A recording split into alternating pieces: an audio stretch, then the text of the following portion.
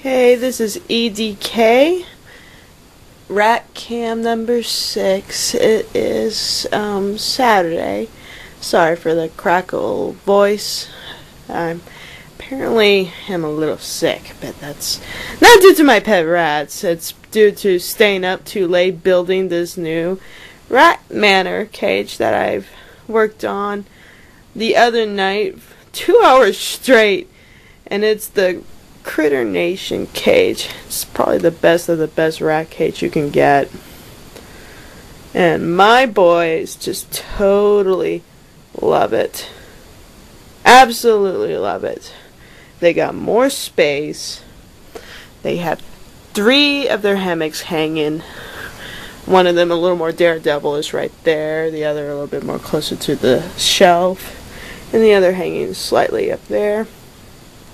Their table manners are a little messy, obviously.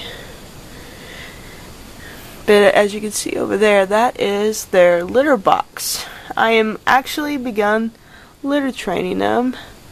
It may take a little while for them to get used to that, but I think they'll get the hang of it in no time. I mean, I've only saw like a few droppings here and there. Well, actually just one. And the trick is, that I heard from in their tip, was to just put the droppings in their litter box and eventually they get it. Though personally, I think because they have been using the same litter in the old cage they were in, they're so used to it now that they basically go ahead and do it in there. I strongly suspect that is the case, because I'm seeing evidence of it. Gizmo over there is looking very tired. And I think Techno is up in his hammock. It's a Western style hammock. It's very cool. So yes, let me see. Let me show you how it works. Basically, these handles are rat proof. They cannot open this door. They would need thumbs and fingers to do so. So I just pull the knobs together and open. Simple as that. Sorry, I have to use a flashlight to show everything off. I do plan to get some fleece fabric and just put it down on the on this shelf foil, or the shelf, this black shelving. And I just realized I don't think I have to buy any clips. I can just simply tuck it under the shelf sleeve because it comes up easy to wash, and that'll be that. Fabric would save me on bedding, obviously, and all I can do is machine wash it.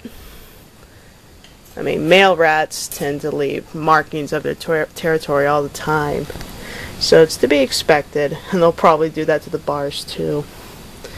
I did notice that the bars are just slightly a little crooked, but that's okay. I mean, this thing took muscle to build. It's not light. I think altogether on it weighs about probably 150 pounds. Yeah, I'm a regular muscle owner, it seems. Yeah, I'm just securing the topping right there. Oh, I think that's as low as it's gonna go. Okay.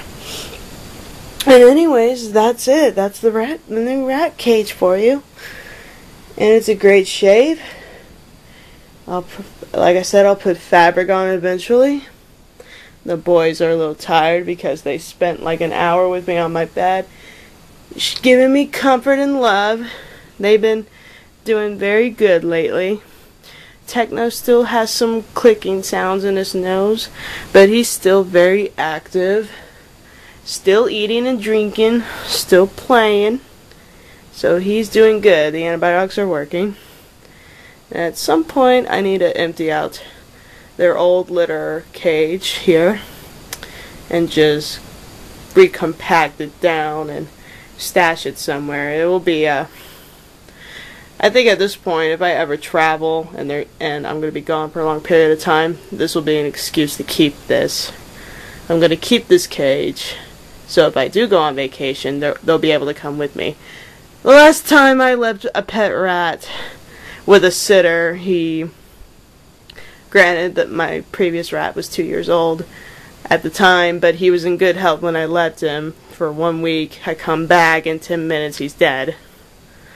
And I'm not saying anything, but I do suspect a bit of foul play, or maybe an accident, who knows.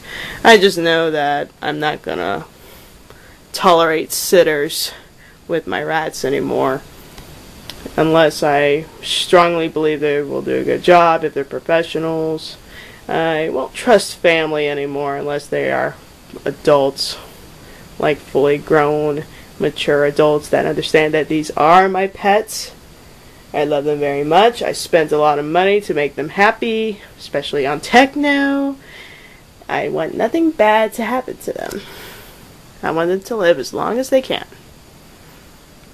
And here's their little carrier cage. This is like for emergencies. So when I have to take someone to the vet, like Techno, I could just carry them in that. But their cage is, as you can see, this. It's pretty big. I would roughly estimate it to be a little over, about almost 3 feet wide, 2 feet,